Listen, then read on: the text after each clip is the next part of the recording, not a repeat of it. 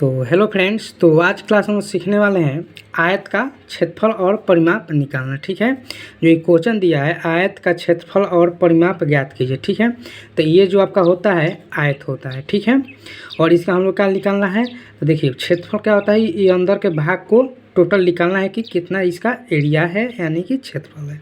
परिमाप क्या होता है कि चारों तरफ को ये जो भुजा का एरिया है, ये चारों तरफ को जोड़ को हम लोग परिमाप निकालते हैं। ठीक है, तो चलिए इसको परिमाप और क्षेत्रफल निकालने से पहले हम लोग कुछ नियम और फार्मूलों को जान लेते हैं। आखिर ये जो होता है आयत होता क्या है, इसको क्यों आयत कहते हैं, इसका हम लोग नियम जान लेते हैं, तब इसको हम लोग सॉल्व करते हैं। तो आइए हम लोग जान लेते हैं।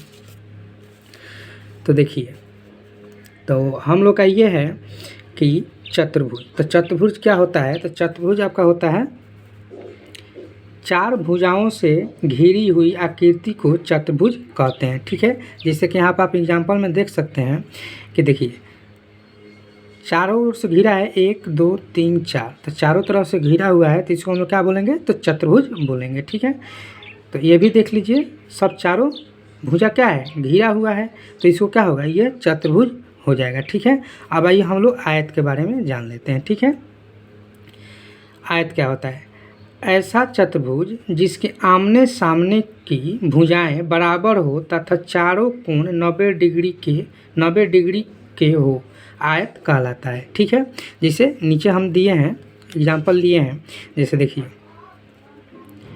ये हो गया, देखिए आमने सामने ये और ये बराबर है ना, 5 सेंटीमीटर है तो ये भी 5 सेंटीमीटर है, ये 3 सेंटीमीटर का है तो ये भी 3 सेंटीमीटर का है ना।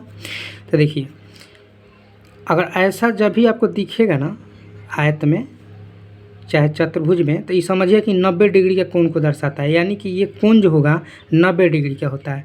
आयत का चारों कोण जो होता है 90 डिग्री का होता है। देखिए ये भी 90 डिग्री का, ये भी 90 डिग्री का, ये भी 90 डिग्री का और ये भी 90 डिग्री का। ऐसा अगर मिले कहीं भी तो आप समझिए कि 90 डिग्री का कोण बना रहा है। जैसे हम बड़ा आयत को देख लेते हैं, तो ये 8 सेंटीमीटर है और ये भी 8 सेंटीमीटर है, ये 4 सेंटीमीटर और ये भी 4 सेंटीमीटर, ये भी 90 डिग्री का कोण बनाता है, ये भी 90 डिग्री का, ये भी 90 डिग्री का, ये भी 90 डिग्री का कोण बनाता है। ठीक है, अब इसको हम जान लेते हैं कि लंबाई किसको कहते हैं और चौड़ाई किसको कहते हैं। ठीक है, जैसे यहाँ पर हम लिए हैं, बड़ी भुजा को लंबाई कहते हैं, छोटी भुजा को चौड़ाई कहते हैं। तो बड़ी भुजा जिसे यहाँ से लेके यहाँ तक की बड़ी है, तो ये क्या हो गया, लंबाई हो गया, और ये आपका यहाँ से लेके यहाँ तक छोटी हो गया, तो ये छोटी भुजा हो गया। तो इसको हम लोग क्या बोलेंगे, चौड़ाई, और इसको क्या बोलेंगे, लंबाई। तो इतना आप लोग समझ गए कि ये बड़ा वाला जो भुजा होता है वो लंबाई होता है, और ये छोटा वाला जो भुजा होता है ये चौड़ाई होता है। ठीक है, तो ये आप लोग कॉन्सेप्ट जान गए। अब चलिए हम लोग आयत का क्षेत्रफल और परिमाप निकालते हैं।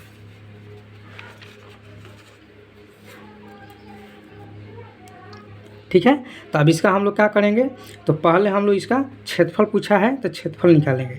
तो इसका भी सूत्र होता है कि आयत का क्षेत्रफल का सूत्र क्या होता है और परिमाप क्या होता है। तो चलिए हम लोग आयत का सूत्र लिखते हैं।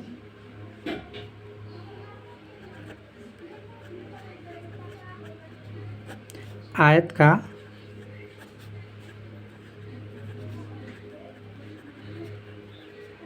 क्षेत्रफल, तो आयत का क्षेत्रफल क्या होता है, लंबाई गुने चौड़ाई। ठीक है, आयत का क्या होता है, आयत का क्षेत्रफल लंबाई गुने चौड़ाई। तो आपको पता है कि लंबाई कौन होता है, तो लंबाई ये होता है और चौड़ाई ये होता है। ठीक है, तो अब हम लोग क्या करेंगे, रख देंगे। तो लंबाई कितना है, तो 6 सेंटीमीटर है, तो हम लोग यहाँ पर रख देंगे 6 सेंटीमीटर। गुना है तो गुना लगा देंगे, क्योंकि सेंटीमीटर हम लोग नहीं लिखेंगे। और चौड़ाई कितना है, तो 2 सेंटीमीटर। ठीक है, अब इसको हम लोग गुना कर देंगे तो कितना आ जाएगा, तो 12 आपका आंसर नहीं हुआ। देखिए अब हम लोग यहाँ पर लगा देंगे सेंटीमीटर स्क्वायर। सेंटीमीटर स्क्वायर क्यों लगेगा, क्योंकि जब गुना करते हैं हम लोग, जैसे कि मान लीजिए कि x गुना x करेंगे तो ये क्या हो जाएगा, x स्क्वायर हो जाएगा। उसी तरह से ये गुना हो जाता है, सेंटीमीटर गुना सेंटीमीटर जब गुना होता है तो ये सेंटीमीटर स्क्वायर में आ जाता है, और क्षेत्रफल हमेशा सेंटीमीटर स्क्वायर में रहता है। अगर मीटर में रहेगा तो मीटर स्क्वायर में रहेगा, सेंटीमीटर रहेगा तो सेंटीमीटर स्क्वायर में रहेगा। ठीक है, अब हम लोग निकालते हैं इसका परिमाप। तो परिमाप क्या होता है, समझ लीजिए कि परिमाप क्या होता है, चारों भुजाओं को जोड़ देते हैं। जैसे मान लीजिए कि ये 6, ये 2 और ये 6 और ये 2, इस सब को हम लोग जोड़ देंगे तो हम लोग क्या निकल जाएगा, परिमाप निकल जाएगा। तो ये तो कॉमन सेंस हो गया कि इस तरह से जोड़ देंगे तो हम लोग क्या निकल जाएगा, परिमाप निकल जाएगा। जैसे यहाँ पर क्या है, परिमाप, इसमें देखा जाए तो 2 तरह से डिवाइड होगा, परिमाप। तो परि मतलब चारों तरफ से जोड़ा जाता है, ठीक है। तो इसका भी सूत्र होता है, तो चलिए हम लोग सूत्र के माध्यम से बनाते हैं। तो इसका भी सूत्र होता है तो आयत का परिमाप। तो यहाँ पर हम लोग लिख लेंगे आयत का परिमाप। तो आयत का परिमाप का सूत्र क्या होता है, तो 2 लंबाई प्लस चौड़ाई, ये आयत का परिमाप हो गया, ठीक है। अब हम लोग सिंपली क्या करेंगे, तो रख देंगे। तो यहाँ पर हम लोग रख देंगे 2 ब्रैकेट। लंबाई कितना है, तो लंबाई यहाँ पर हम लोग देख लेते हैं 6 है, तो यहाँ पर हम लोग रख देंगे 6 प्लस, और यहाँ पर क्या है चौड़ाई, तो 2 है, ये 2 है, तो हम लोग रख देंगे 2, ठीक है। तो यहाँ पर हम लोग रख देंगे 2। अब इसको हम लोग क्या करेंगे, जोड़ देंगे, ये 2 हो जाएगा, ब्रैकेट में 6 और 2 कितना हो जाएगा, तो 8 हो जाएगा, ठीक है। अब इसको हम ब्रैकेट हटाएंगे तो ये क्या चीज़ में हो जाएगा, तो गुना में हो जाएगा। अब इसको हम लोग गुना कर देंगे तो कितना आ जाएगा, तो 16। तो यहाँ पर 16 हो गया। अब देखिए परिमाप में स्क्वायर नहीं ले, परिमाप में क्या होगा कि चारों तरफ को हम लोग जोड़े हैं, तो जोड़े हैं तो ये सेंटीमीटर में ही रहेगा। तो यहाँ पर क्या हो जाएगा हम लोग का सेंटीमीटर, ठीक है। तो यही हम लोग का क्या हो जाएगा, ये परिमाप का आंसर हो जाएगा। तो आशा करते हैं कि आप लोग को समझ में आया होगा।